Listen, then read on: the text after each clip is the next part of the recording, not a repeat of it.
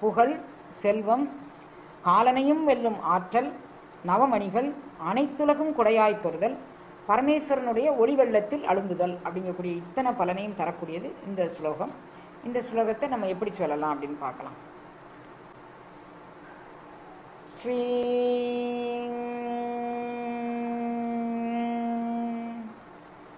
Hreem I'm கௌம் cream ஹௌம் Aum சௌம் க்ளீம் சிவய நம.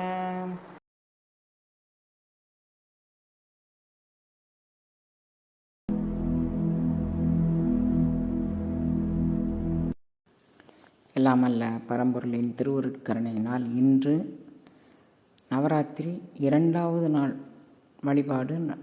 இன்றைய வழிபாடு இன்றைக்கு தயிர் அன்னம், அதாவது எல்லா சகஸ்ரநாமங்கள்லேயும் ததியன்ன பிரியை அப்படிங்கிற மாதிரி ஒரு மந்திரம் உண்டு. வழக்கமாக என்னுடைய கான்செப்ட் படி நம்ம இது காலதேச வர்த்தமானங்களுக்கு அப்பாற்பட்டு பாஞ்ச பௌதிகங்களுக்கு அப்பாற்பட்டு வழங்கக்கூடிய அந்த பரம்பொருளை நாம் நம்மளுடைய பிரார்த்தனைக்காக வேண்டி, நம்மளுடைய வழிபாட்டுக்காக வேண்டி நாம் கொண்டுட்டு வரோம். அது அந்த இதில் ஆவாகனம் பண்ணியிருக்கிறோம்.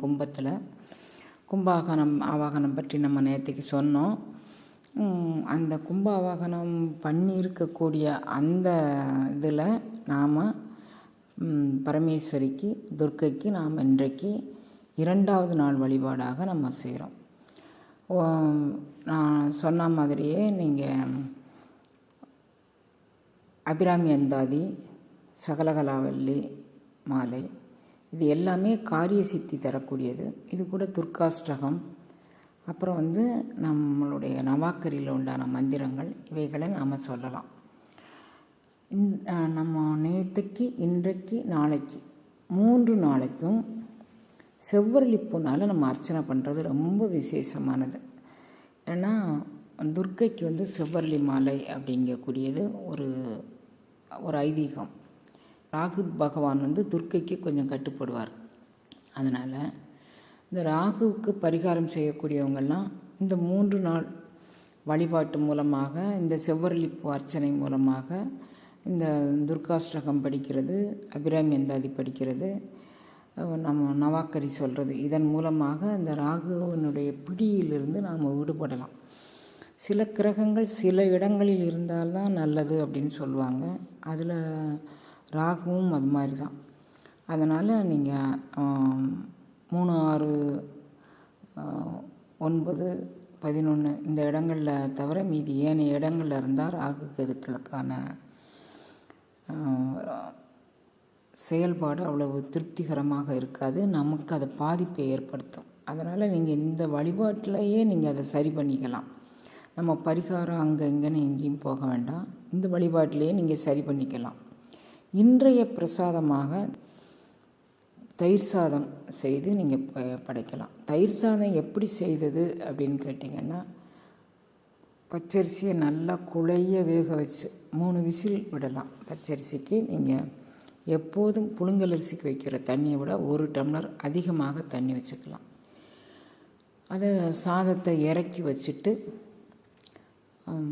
அந்த நல்லா கொஞ்சம் ஐஸ் வாட்டர், அப்புறம் பால் காய்ச்சி ஆற வச்சு, அந்த ஆற வச்ச பால், அது கூட கொஞ்சம் தேங்காய், இப்போ தான் ஃப்ரெஷ்ஷாக திருவின தேங்காய், அப்படி அதில் 1 மூடி தேங்காய், இது எல்லாம் போட்டு நீங்கள் நல்லா மசிச்சு கிளறிட்டு, அப்புறம் கடுகு, உளுந்தம்பருப்பு, காயம், கருவேப்பிலை, மிளகுத்தூள் எல்லாம் போட்டு நல்லா வெடிக்க விட்டு அதில் போட்டு வச்சிங்கன்னா, இது ரொம்ப எத்தனை மணி நேரம் ஆனாலும் புளிக்காமல் கெட்டு போகாமல் இருக்கும். கடைசியில் எல்லாம் விறகுன பிறகு நீங்கள் தயிரை மேலாட்டு ஒரு 4 ஸ்பூன் விட்டு விறகிக்கலாம். சா பால் விட்டு இதெல்லாம் தயாரித்த பிறகு இது ஒரு பிரசாதமாக வச்சுக்கலாம். அப்புறம் இன்றைக்கு சுண்டல் கடலைப்பருப்பு 2ல் ஏதேனும் ஒன்று பருப்பு வகைகளை வச்சுக்கலாம். இனிப்பு வகைக்கு நீங்கள் இன்றைக்கி சர்க்கரை பொங்கல் செஞ்சுக்கலாம், கற்கண்டு சாதம் செஞ்சுக்கலாம், பால் பாயாசம் செஞ்சுக்கலாம் இனிப்பு வகைக்கு. ஏன்னு கேட்டிங்கன்னா இன்றைக்கி திங்கட்கிழமை சந்திரனுக்கு உகந்த நாள் அப்படிங்கிறதுனால அந்த பால் பாயாசங்கிறது அந்த சந்திரனுக்காக வேண்டி செய்கிறீங்க, கற்கண்டு சாதமும் சந்திரனுக்காக வேண்டி செய்கிறீங்க.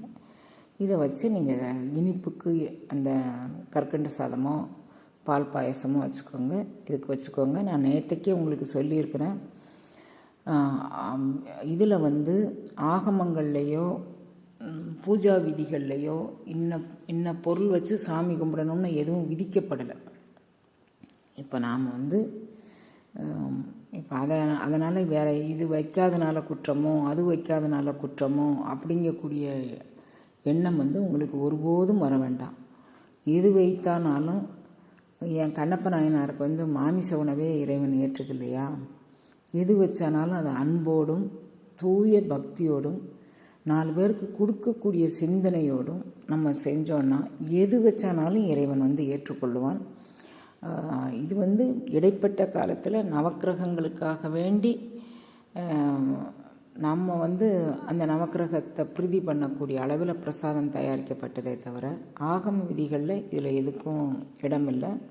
அதனால் அதை நினச்சி நீங்கள் ஒன்றும் குழம்பிக்க வேண்டாம். நீங்கள் இயல்பாக ஒரு பயிர் வகைகளில் ஒன்று, அப்புறம் ஒரு சாதம் ஒன்று, ஒரு இனிப்பு ஒன்று அப்படின்னு வச்சுக்கிட்டிங்கன்னா அப்புறம் இன்றைய வழிபாட்டுக்கு நம்ம இது செஞ்சுக்கலாம். வழக்கம் போல் நீங்கள் மற்ற மந்திரங்களை இடையீடு இல்லாமல் அன்போடு சொல்லுங்கள். கோலாட்டம் கும்மியாட்டம் அடிக்கக்கூடிய சிறுமிகள் இருந்தாங்கன்னா அவங்கள கூட்டிகிட்டு கோலாட்டம் கும்மியாட்டம் அடிக்க சொல்லுங்கள், பாட சொல்லுங்கள். உங்களுக்கு அது எல்லாமே நம்ம வீட்டில் உண்டான எதிர்மறை ஆற்றல்களை எல்லாம் மாற்றி அமைத்து நேர்மறை சிந்தனைகளை தரக்கூடியது.